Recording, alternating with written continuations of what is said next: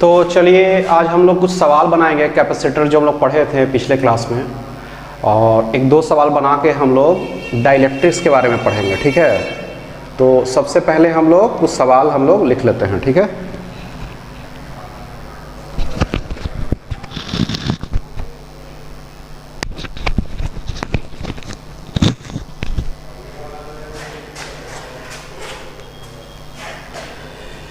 लिखते हैं सवाल। A parallel plate capacitor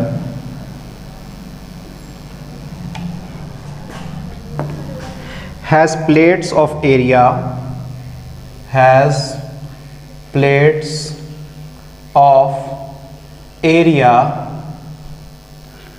200 centimeter square, 200 centimeter square, and separation between the plates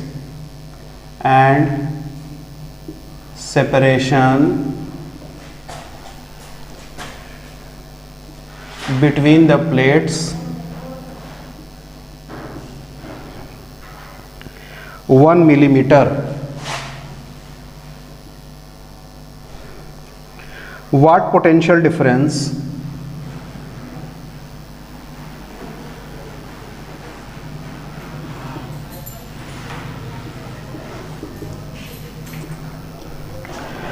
will be developed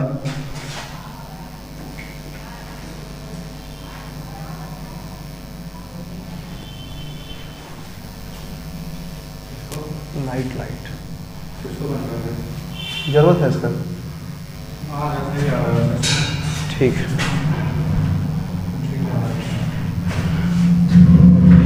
will be developed if a charge of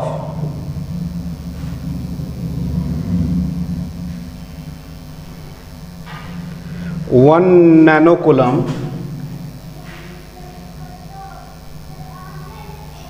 that is 1 into 10 to the power minus 9 coulomb, ठीक है, is given to the capacitor, is given to the capacitor।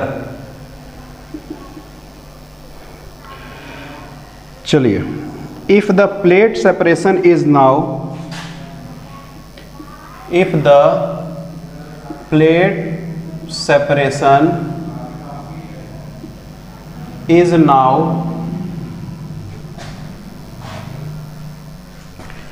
increased to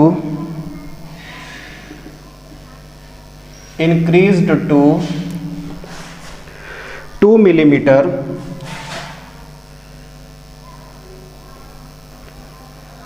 what will be the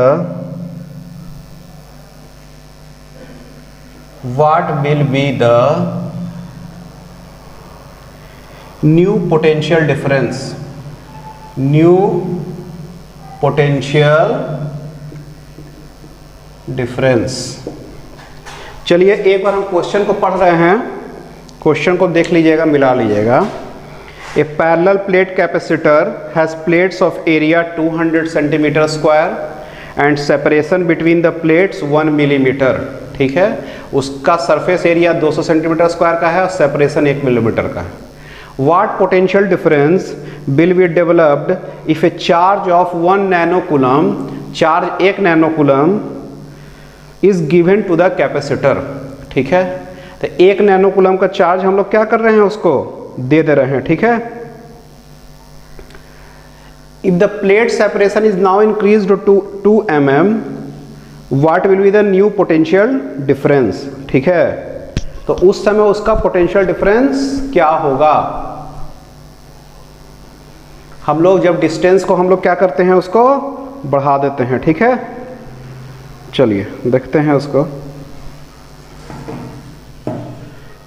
चलिए, surface area क्या है आपका, 200 centimetre square, metre square में इसको change करेंगे तो 200 और ये 10 टू द पावर -2 का स्क्वायर मीटर स्क्वायर। 2 इंटू 10 का स्क्वायर और -4 metre square, 2 into 10 to the power -2 metre square. ठीक है, अच्छा ये एरिया तो हम निकाल लिए। अब हम लोग को क्या निकालना है, डिस्टेंस दिया हुआ है d, वो कितना दिया हुआ है 1 मिलीमीटर। तो 1 मिलीमीटर को मीटर में चेंज करेंगे तो 10 टू द पावर -3 मीटर। ठीक है, अच्छा चार्ज दिया हुआ है, what potential difference will be developed if a charge of इतना nano coulomb is given to the capacitor. ठीक है, तो पोटेंशियल डिफरेंस निकालना है। चार्ज का वैल्यू दिया हुआ है, Q का value 10 to the power -9 coulomb. ठीक है, तो कैसे इसको निकाला जाए, तो मेरे पास है कैपेसिटेंस का वैल्यू, कैपेसिटेंस C का जो वैल्यू है C is equal to Q by V। Q का charge C is equal to Q by V है, चार्ज का वैल्यू पता ही है हमको। अच्छा, और हमको क्या करना है, कैपेसिटेंस हमको क्या निकालना है, इसमें पोटेंशियल डिफरेंस निकालना है ना। ठीक है, तो देखिए पहले इसमें ये कर देते हैं, C का वैल्यू पहले निकाल देते हैं, बाद में इसको लिखेंगे।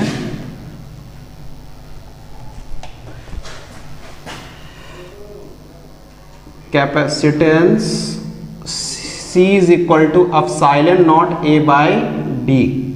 एप्सिलॉन नॉट का वैल्यू पता ही है हमको, 8.85 इंटू 10 टू द पावर -12, और एरिया का कितना वैल्यू लाए हैं हम लोग, 2 इंटू 10 टू द पावर -2, और डिस्टेंस कितना है आपका 10 टू द पावर -3। ठीक है, तो ये जो कैपेसिटेंस का वैल्यू है वो किस में आएगा, फराड में आएगा ना। चलिए तो इसको कैलकुलेट करते हैं हम लोग, कैलकुलेट करके निकालते हैं इसको। 2 इंटू 8.85 कर देते हैं। ठीक है, 2 इंटू 8.85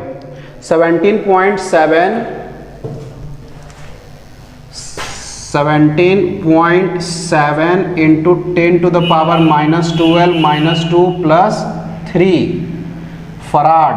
तो ये कितना हो गया, 17.7 into 10 to the power +1 -11 farad, या 1.77 10 टू द पावर -10 फराड।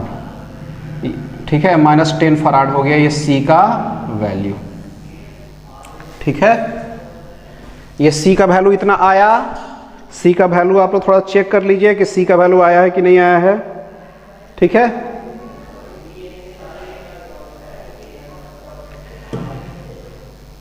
अब चलिए आगे बढ़ते हैं हम। ये C का वैल्यू निकालने के बाद पोटेंशियल डिफरेंस हमको निकालने का है। ठीक है, तो अब जो हम लोग फॉर्मूला यूज करेंगे फॉर पोटेंशियल डिफरेंस,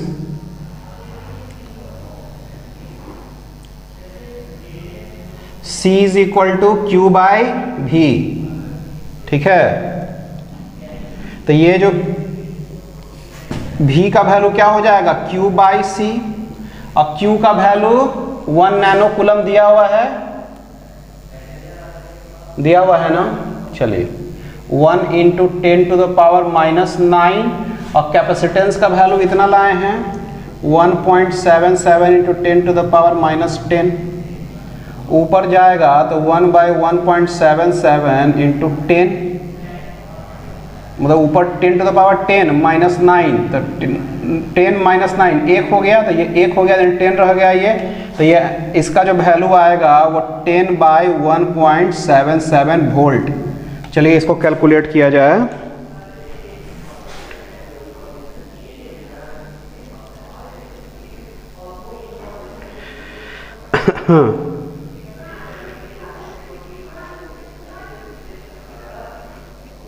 इसका वैल्यू है 5.64,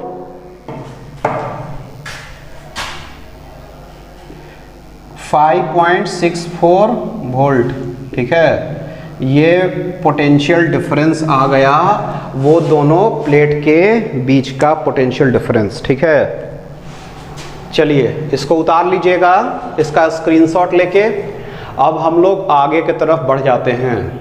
अब अगला बात क्या कह रहा है, if the plate separation is now increased to 2 millimetre, ठीक है, what will be the new potential difference. मतलब चार्ज दिया हुआ है वो भी सेम है, अच्छा, और प्लेट सेपरेशन जो आपका है ना उसमें खाली जो डी का जो वैल्यू था, डी का वैल्यू कितना दिया हुआ था, 1 मिलीमीटर ना, अब वो 2 मिलीमीटर हो गया, ठीक है। तो 2 मिलीमीटर हो गया, तो देखिए इससे हमको समझते हैं 2 मिलीमीटर हो जाने से ये 2 मिलीमीटर हो जाएगा, यानी कि ये नीचे ये दुगना हो गया, ये पहले ये कितना था 1 मिलीमीटर, यानी कि 10⁻3। अब इसमें 2 से मल्टीप्लाई हो जाएगा तो कैपेसिटेंस का वैल्यू कितना हो जाएगा, आधा हो जाएगा। हाँ, कैपेसिटेंस का वैल्यू आधा हो जाएगा ना, तो जो कैपेसिटेंस का जो वैल्यू निकाला गया है वो आधा हो जाएगा। अच्छा, मेरे पास जो ये जो वैल्यू आया है डायरेक्टली उतना करने का जरूरत नहीं है, पूरा निकालना नहीं है हमको, अब निकालेंगे तो बहुत लंबा हो जाएगा। तो हम लोग ये देखिए कि यहाँ जो पोटेंशियल डिफरेंस निकाले हैं वो V is equal to Q/C निकाले हैं ना, और Q/C का वैल्यू हमको पता है कितना आया है 5.64, ठीक है, ये कितना आया 5.64 वोल्ट। लेकिन C क्या हो गया, अब आधा हो गया, तो जो नया V' जो होगा वो Q/C/2 हो जाएगा। तो QC/2 है 2Q/C, और 2 इंटू 5.64 वोल्ट, तो ये कितना हो जाएगा 11.28 वोल्ट, ऐसा होगा V' का वैल्यू। देखिए कैसे आया ये, इसको चेक कीजिए।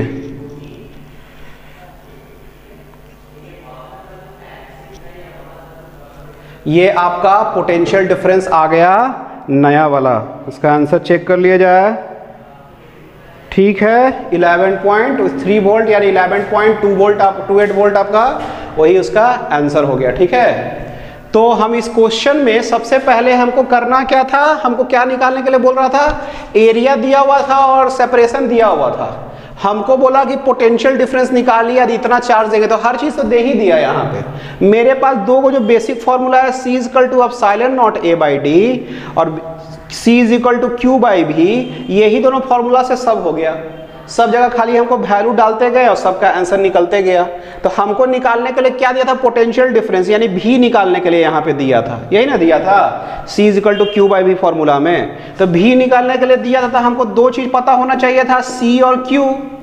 तो Q तो दिया ही हुआ था, यही वाला इतना nano coulomb, 1 nano coulomb charge है, तो हमको C निकालना था। अच्छा, अब C जब निकालना था तो C के लिए फॉर्मूला होता है एप्सिलॉन नॉट A/D, और A एप्सिलॉन का वैल्यू पता ही होता है, A हमको दिया ही हुआ है और D दिया होता है, तो C निकाल लिए वहां से, वही वाला वैल्यू C का डाले, Q का डाले और V यहां से निकाल दिए, ठीक है। आसान सवाल है ये, यूज कीजिएगा, सही से समझ में आ जाएगा, ठीक है। चलिए आगे बढ़ते हैं। Consider the connection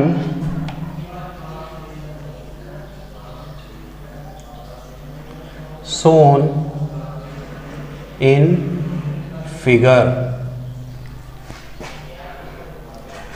Find the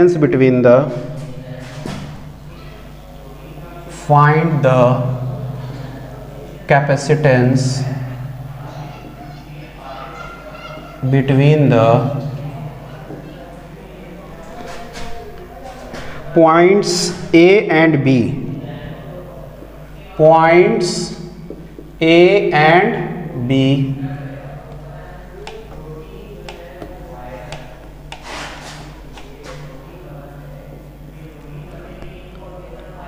Find the charges on the 3 capacitor. Find the charges on the 3 capacitor.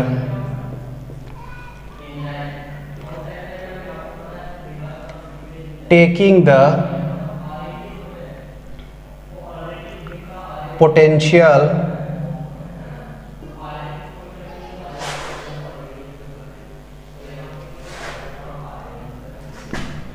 at the point B to be at the point B to be 0. Find the potential at the point D. Find the potential at the point D. ठीक है, चलिए figure दिया हुआ है, figure बना देते हैं।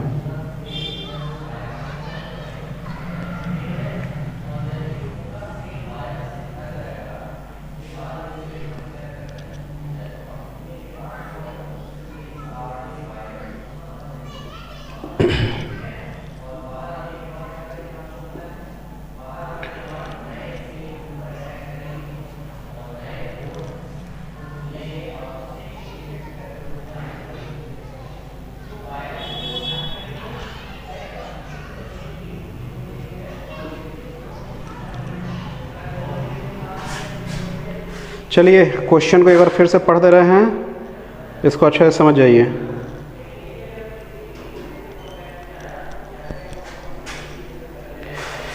Consider the connection shown in figure, ठीक है।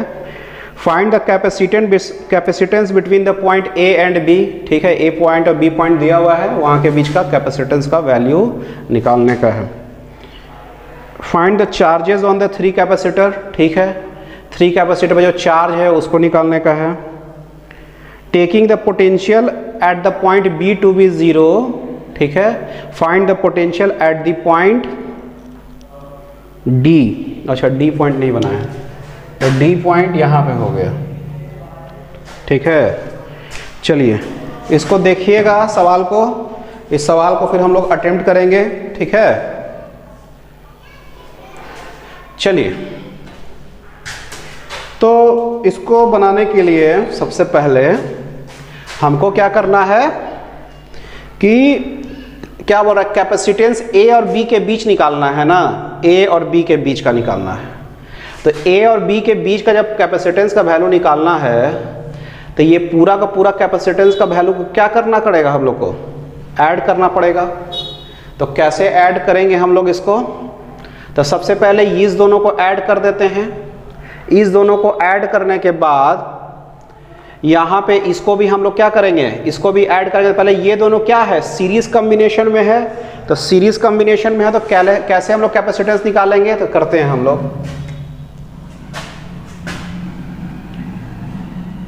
For the capacitor 12 microfarad and 6 microfarad 1/c is equal to 1/12 plus 1/6, तो क्या हो जाएगा 12 और 1 प्लस 2 3/12, तो 1/4, ठीक है। तो c का वैल्यू क्या आ गया 4 माइक्रोफराड। अच्छा ये c is equal to 4 microfarad आ गया। अब उसके बाद नीचे का जो है, now the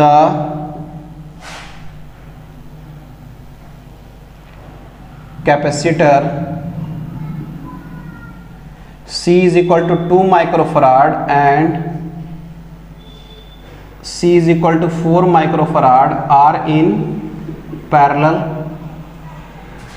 so C equivalent का जो वैल्यू हो जाएगा वो क्या हो जाएगा 4 + 2 यानी कि 6 माइक्रोफराड। ये बात समझ में आ रहा है, ये क्या हो गया 6 माइक्रोफराड। तो 6 माइक्रोफराड हो गया टोटल, ऊपर 4 और नीचे 2, टोटल 6 माइक्रोफराड। अब हम लोग देखते हैं आगे। तो हम लोग को जो टोटल इक्विवेलेंट कैपेसिटेंस जो निकालना था, पहला वाला point between the point A and B, उसका वैल्यू क्या हो जाएगा 4 + 2 यानी कि 6 माइक्रोफराड। अब उसके बाद देखा जाए इसको, हाँ, पहला वाला तो आंसर निकल गया, सो इसलिए लिख सकते हैं हम लोग so equivalent capacitance between point A and B is 6 microfarad. ठीक है, ये वाला हो गया पहला का आंसर। ठीक है, चलिए तो 6 माइक्रोफराड हो चुका है। अब हम लोग क्या करते हैं कि इसको मिटाएंगे। ठीक है, फिर हम लोग दूसरा चीज़ लिखेंगे, दूसरा पार्ट लिखते हैं। इस फिगर को उधर बन जाएगा तो थोड़ा सा आसानी होगा। रुकिए, फिगर को खाली उधर बना देते हैं।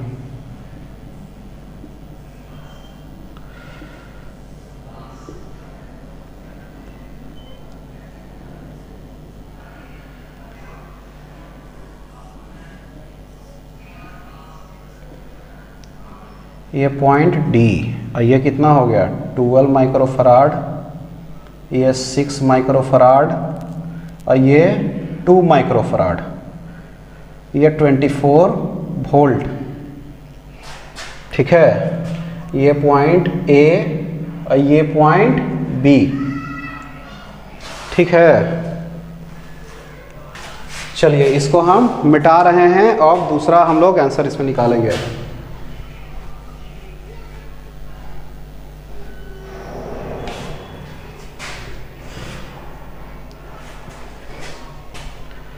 अब जो है दूसरा part, find the charges on the 3 capacitor. हम लोग को चार्ज निकालना है तीनों कैपेसिटर पे, 12 माइक्रोफराड पे, 6 माइक्रोफराड पे और 2 माइक्रोफराड पे। अच्छा, एक चीज़, उधर जो 12 माइक्रोफराड है और 6 माइक्रोफराड है उस पर चार्ज तो सेम रहेगा। क्यों सेम रहेगा? काहे कि हम लोग सीरीज कॉम्बिनेशन में जानते हैं कि जो चार्ज डिस्ट्रीब्यूशन जो होता है वो क्या होता है, सेम होता है। ठीक है, तो चार्ज हमको निकालना है तीनों कैपेसिटर पे। तो चार्ज निकालने के लिए हम लोग क्या करेंगे, सबसे पहले इक्विवेलेंट कैपेसिटेंस का वैल्यू 6 पता है और जो बैटरी का पावर जो है वो भी पता है। तो मेरे पास क्या है, Q इज इक्वल टू सी भी, और C का वैल्यू कितना आ रहा है 6 माइक्रोफराड, यानी कि 10 टू द पावर -6 फराड, और बैटरी का पोटेंशियल डिफरेंस 24 वोल्ट। ठीक है, तो ये कितना हो गया, 6 4 जा 24, 144, 44 into 10 to the power -6 volt. ये सॉरी, ये हो गया आपका कूलम। ठीक है, फराड इंटू ये वोल्ट इंटू फराड क्या हो गया, इधर कूलम हो गया आपका।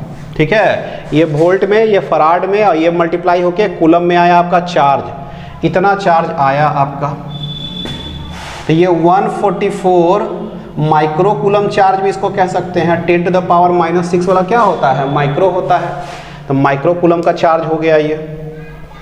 अब क्या है कि चार्ज हमको डिस्ट्रीब्यूट करना है, तो हम लोग देखते हैं ये बी वाला का निकाल रहे हैं। Charge on 2 microfarad capacitor is, उसका पोटेंशियल डिफरेंस कितना है, 24 है। पोटेंशियल डिफरेंस कितना है उसका, उसका potential difference V equal to कितना है, 24 है। उसका कैपेसिटेंस का वैल्यू कितना है, 2 माइक्रोफराड है। तो Q इज इक्वल टू हम निकालेंगे C भी, तो C का value 2 into 10 to the power -6 into 24, यानी कि 48 into 10 to the power -6 coulomb, यानी कि 48 माइक्रो कूलम होगा कि नहीं होगा। तो 48 माइक्रो कूलम कहाँ आ जाएगा, इस पे आ जाएगा। इस पे क्या आ जाएगा, 48 माइक्रो कूलम। तो इसमें कितना बचा, 144 माइनस 48, तो कितना हो गया 96 माइक्रो कूलम। 96 माइक्रो कूलम का चार्ज इसमें आ जाएगा। ठीक है, अच्छा इसमें 96 माइक्रो कूलम का चार्ज आएगा। तो इसमें प्लस 96 माइनस 96, प्लस 96 माइनस 96, ऐसा ही कर करके चार्ज होगा। और इसमें 48 होगा, ये 48 माइक्रोकूलम ना होगा। माइक्रोकूलम में क्या होगा, प्लस 48 माइक्रोकूलम और माइनस 48 माइक्रोकूलम। तो हम लोग चार्जेस ऑन द 3 कैपेसिटर निकाल लिए हैं। कितना कितना आया, 48 और 96, ठीक है। चलिए अच्छा, अब बोल रहा है तीसरा पार्ट। तीसरा पार्ट की तरफ बढ़ते हैं। ये बी वाला पार्ट का आंसर आ गया है, ए वाला पार्ट का जो मिटा रहे हैं अभी हम।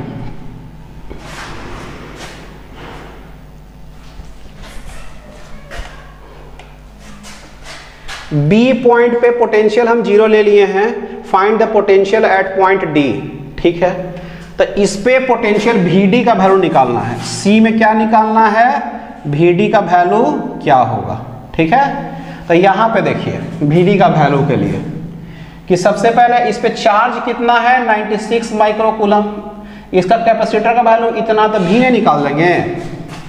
Q इज इक्वल टू क्या होता है, CV, तो V is equal to Q by C। Q का value 96 into 10 to the power minus 6 microcoulomb, ठीक है।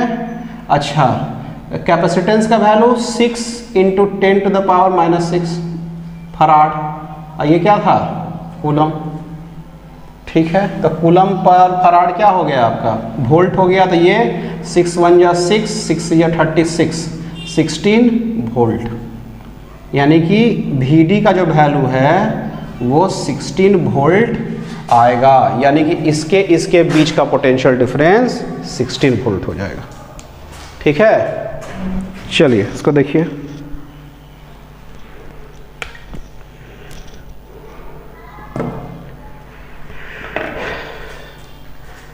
चलिए तो क्या है कि ये आपका सवाल हो गया है। अब क्या है कि हम लोग डाइलेक्ट्रिक की तरफ बढ़ते हैं, ठीक है। चलिए तो अब हम लोग डाइलेक्ट्रिक की तरफ बढ़ते हैं और डाइलेक्ट्रिक के बारे में हम लोग कुछ थोड़ा लिखेंगे, ठीक है। डाइलेक्ट्रिक अच्छा है, समझ जाएंगे। और डाइलेक्ट्रिक जो है वो अब क्या करेंगे, जो कैपेसिटर का जो प्लेट था जिसके बीच में डी सेपरेशन था, उसके बीच में अब हम लोग डाइलेक्ट्रिक डालेंगे और फिर कैपेसिटेंस का इफेक्ट देखेंगे कि उससे कैपेसिटेंस का वैल्यू का क्या होता है, घटता है बढ़ता है, वो हम लोग देखने वाले हैं अभी। तो सबसे पहले हम लोग डाइलेक्ट्रिक समझ जाते हैं, क्योंकि डाइलेक्ट्रिक वही मटेरियल है जो कैपेसिटर के बीच में आएगा, ठीक है। डाइलेक्ट्रिक यहाँ से ऐसे लिखते हैं,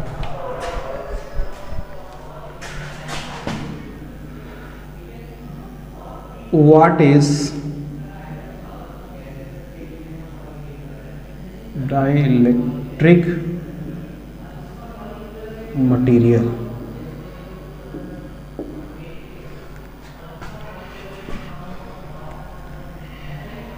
It is a material which does not contain any free electrons but shows the effect of charge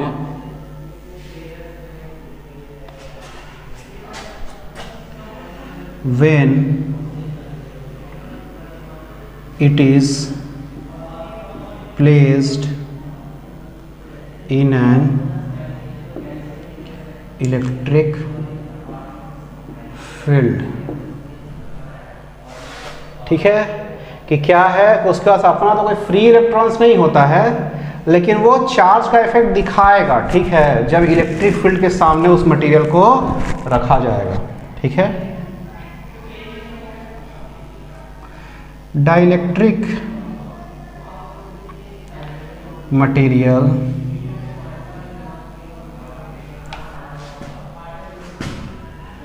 may be monoatomic और एक एटम का भी हो सकता है वो मटेरियल, और poly atomic.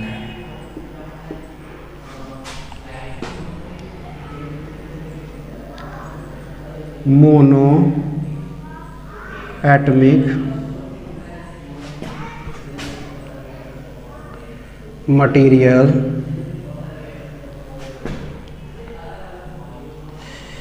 is non-polar in nature but polyatomic material are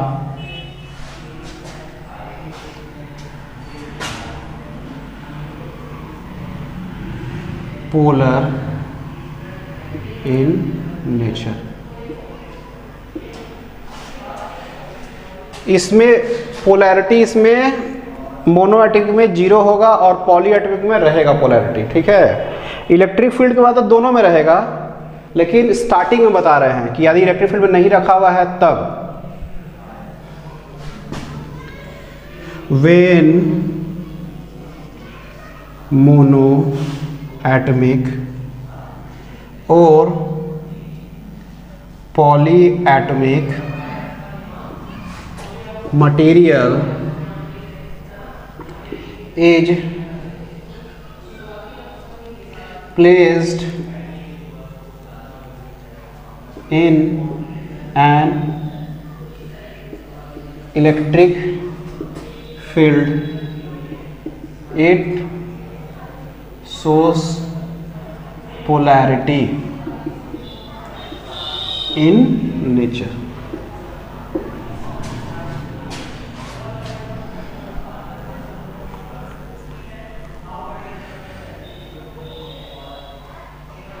ठीक है, तो यहां तक समझ में आ रहा है। अब हम लोग इसमें आगे लिखते हैं। देखिए, सबसे पहली चीज कि फ्री इलेक्ट्रॉन्स नहीं होता है, लेकिन पोलैरिटी शो करता है कब, जब हम उसको, या चार्ज शो करता है कब, जब इसको इलेक्ट्रिक फील्ड वाले जगह पे रखते हैं। वो मोनो एटॉमिक भी हो सकता है और पॉली एटॉमिक भी हो सकता है, dielectric material. Mono atomic material is non polar in nature but poly atomic material are polar in nature, ठीक है। व्हेन मोनो एटॉमिक और poly atomic material is placed in electric field it shows polarity in nature. तो इसमें both लिख देते हैं तो और कंफर्म हो जाएगा।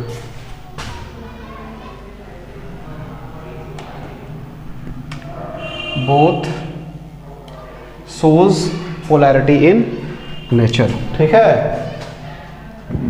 चलिए उसके बाद आगे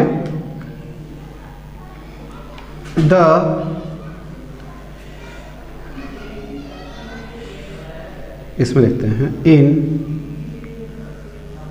monoatomic material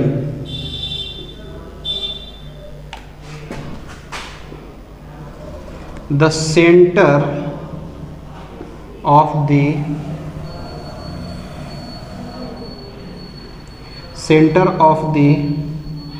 positive charge nucleus coincides with the center of negatively charged electrons in orbit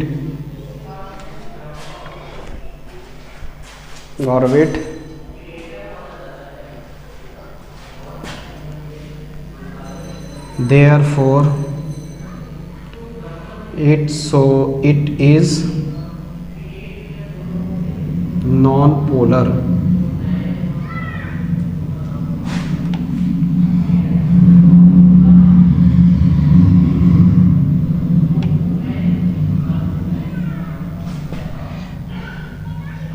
in polyatomic material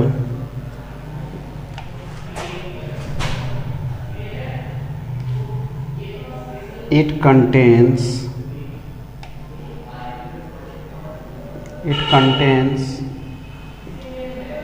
many atoms, so the center does not coincide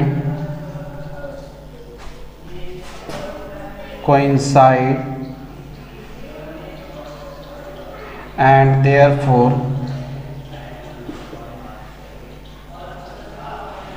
the material is polar in nature। ठीक है, चलिए इसको पहले यहाँ तक उतारिए, फिर मिटाएंगे और फिर कुछ और लिखेंगे। ठीक है,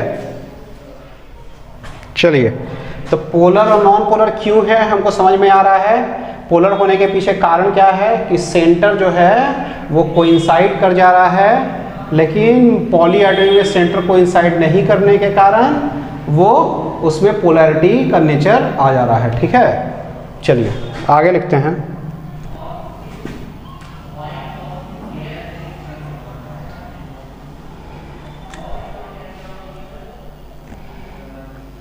When these materials, इसमें तो और कोई पॉइंट बचा नहीं। ठीक है, are placed in electric field,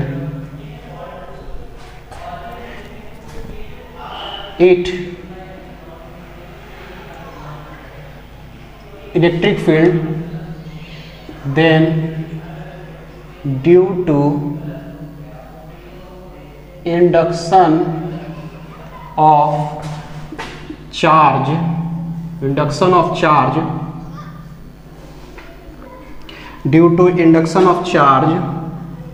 the dipole moment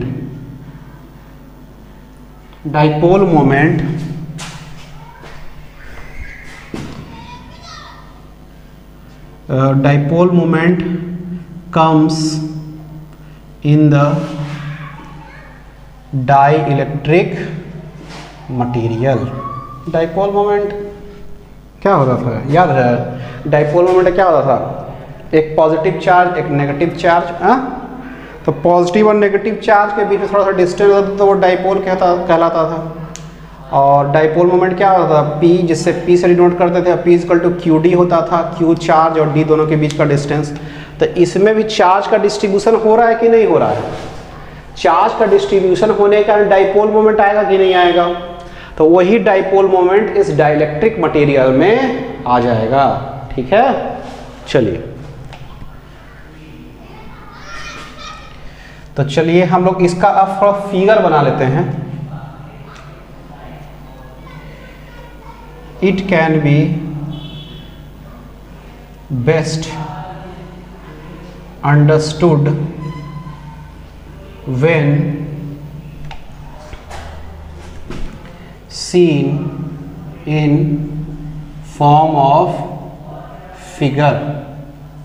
ठीक है, तो पहला फिगर बनाते हैं।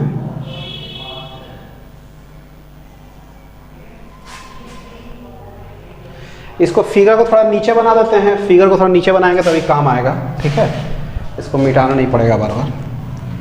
तो पहला फिगर उसी के आप लिखिएगा ये वाला, उसी के जस्ट नीचे इसको बनाइएगा। यहाँ जगह मत छोड़िएगा आप लोग, हम सिर्फ छोड़ रहे हैं यहाँ पे जगह। तो यहाँ पे देखिए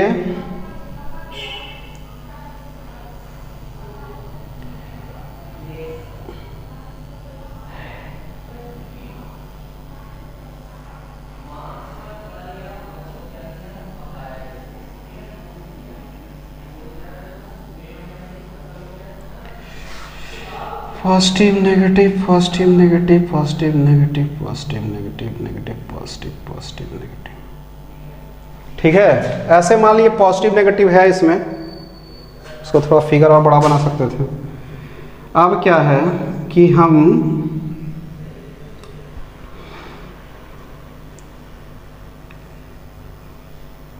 अप्लाइंग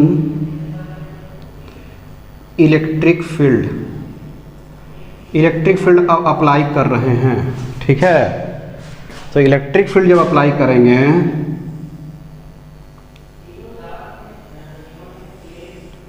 तो ये क्या हो जाएगा,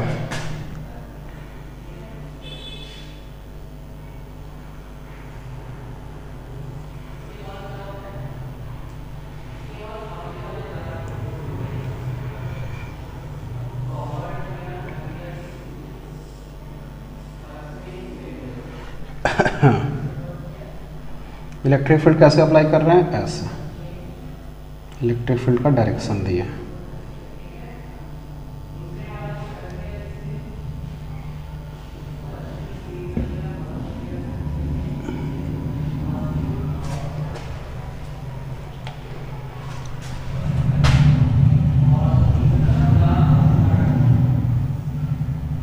आफ्टर some time,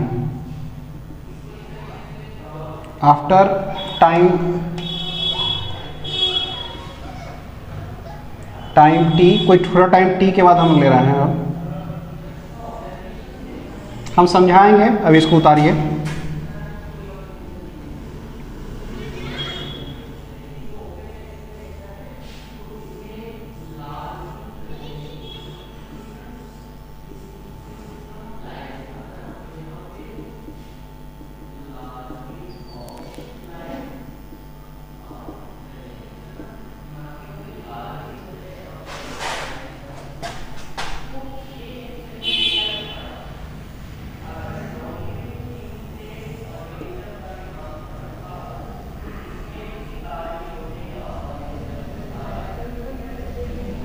इसको बनाइए,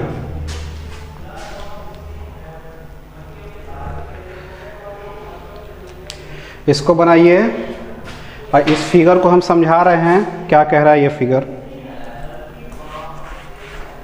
ये फिगर को समझना बहुत इम्पॉर्टेंट है कि कैसे डाइलेक्ट्रिक मटेरियल को हम जब लाते हैं तो क्या इफेक्ट होता है डाइलेक्ट्रिक मटेरियल पर, ठीक है।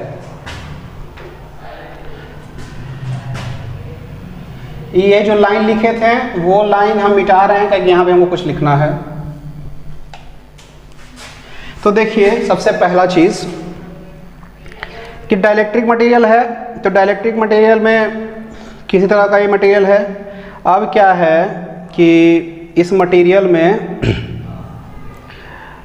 पहले तो ये रैंडमली है सब पॉजिटिव नेगेटिव चार्ज इसका, ठीक है। पॉजिटिव नेगेटिव चार्ज रैंडमली होने के कारण ये हो सकता है मोनो एटमिक हो सकता है पॉली एटमिक हो, ठीक है।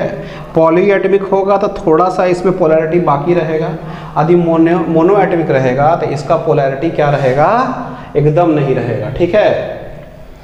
तो अभी क्या है कि मान लीजिए कि अभी इसमें कोई पोलैरिटी नहीं है, बहुत सारा पॉजिटिव, कोई इधर पॉजिटिव है कोई इधर नेगेटिव है, तो ऐसे देखा जाए बहुत बड़े वॉल्यूम में तो नेट जो चार्ज होगा इसका जीरो हो जा रहा है अभी, ठीक है। यानी कि पोलैरिटी मान लीजिए इसका भी जीरो है। अब क्या है कि जैसे ही हम इस पर इलेक्ट्रिक फील्ड लगा रहे हैं तो इलेक्ट्रिक फील्ड क्या करेगा, पॉजिटिव चार्ज को इधर ढकेलेगा, उसका यही काम है ना, पॉजिटिव चार्ज को इधर करना, इलेक्ट्रॉन को इधर करना, नेगेटिव चार्ज को। तो जितना भी पॉजिटिव चार्ज है वो सब उधर साइड में आ रहा है धीरे धीरे, देखिए सब उधर उधर आ रहा है। अब ये यहाँ तक आया फिर ऐसे मुड़ के आएगा, यहाँ तक आया फिर ऐसे मुड़ के आएगा, ये यहाँ तक आया फिर ऐसे मुड़ के आएगा, तो सब पॉजिटिव चार्ज अभी एक साथ आ जाएगा। थोड़ा देरी बाद सब पॉजिटिव चार्ज एक साइड आ चुका है और सब नेगेटिव चार्ज इधर आ चुका है, इस फिगर में आपको दिख रहा है। अब इसको हम लोग डाइपोल मोमेंट के फॉर्म में समझेंगे तो एक तरह से कह सकते हैं कि पॉजिटिव चार्ज यहाँ हुआ और नेगेटिव चार्ज यहाँ हुआ। देखिए सब पॉजिटिव चार्ज इधर और सब नेगेटिव चार्ज इधर नहीं है, लेकिन सब पॉजिटिव इधर और सब नेगेटिव अंदर वाला रहने के कारण इधर साइड में पॉजिटिव ज़्यादा हो गया और नेगेटिव कम हो गया, तो उसके कारण से पॉजिटिव इधर रख दिया नेगेटिव इधर रख दिया, इसी कारण से डाइपोल मोमेंट बनता है। एक पॉजिटिव एक नेगेटिव और दोनों मिला के ही ना डाइपोल मोमेंट बनता है। डाइपोल कैसे बनता था, पॉजिटिव और नेगेटिव चार्ज जो छोटा छोटा रहता था उसके बीच में कुछ डिस्टेंस रहता था, तो इस दोनों के बीच में कुछ डिस्टेंस है तो वो एक तरह का डाइपोल मोमेंट उसमें आ जाएगा, ठीक है। चलिए इसके बारे में लिख देते हैं इस फिगर के बारे में। फिगर बनाने के बाद आप लोग लिखिएगा 1 2 3 4, ठीक है। In figure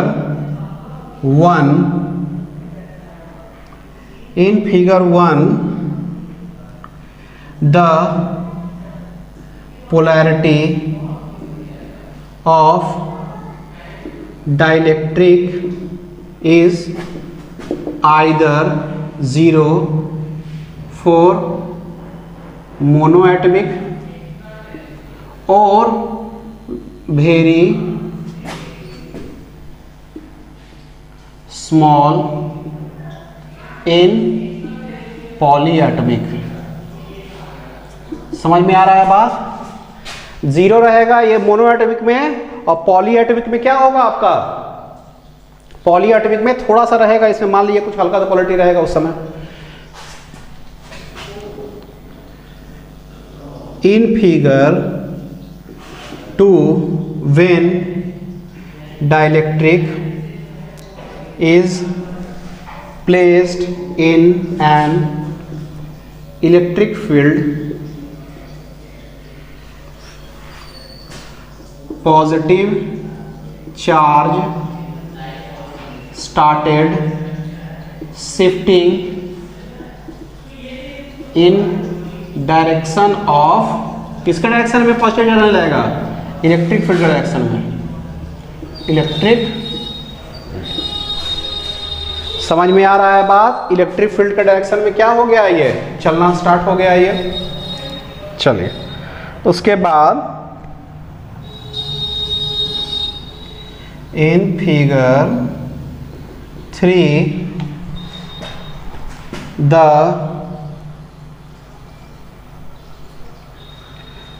dielectric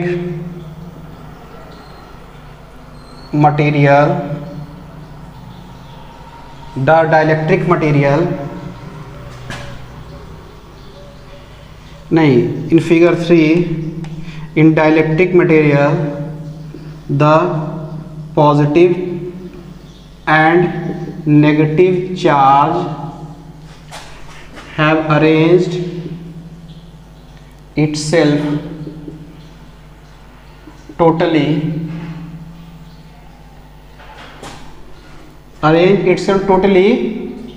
in the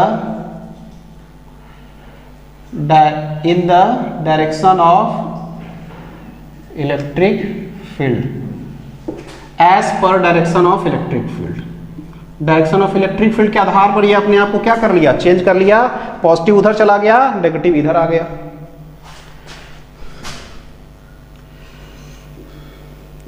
in figure 4 it shows that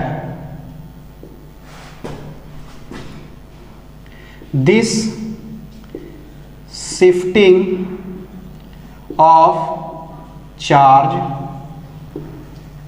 generated a type of dipole moment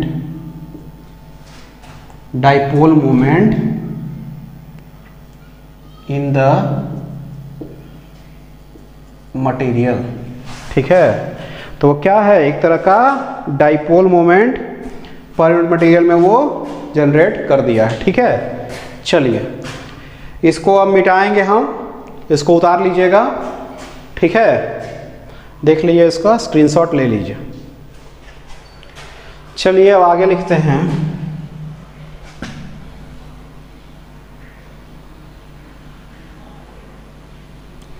The charge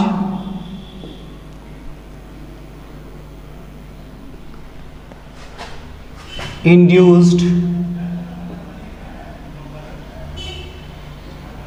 per unit area in dielectric material is sigma p, ठीक है। चार्ज पर यूनिट एरिया हम निकाल लिए। उसके बाद देन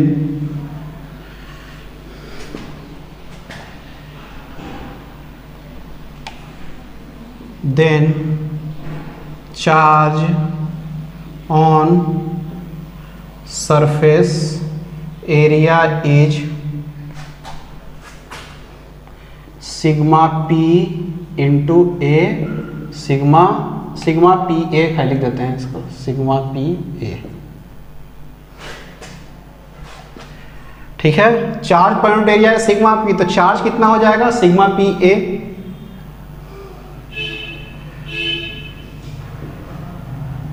डाइपोल मोमेंट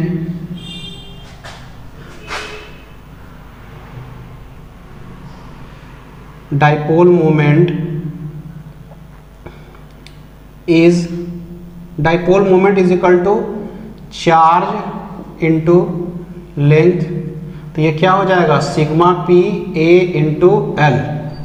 ठीक है, sigma p a into L हो गया। अब डाइपोल मोमेंट निकल गया मेरे पास, तो अब हम लोगों को क्या निकालना है, polarisation of dielectric material P is defined as dipole moment पर यूनिट वॉल्यूम।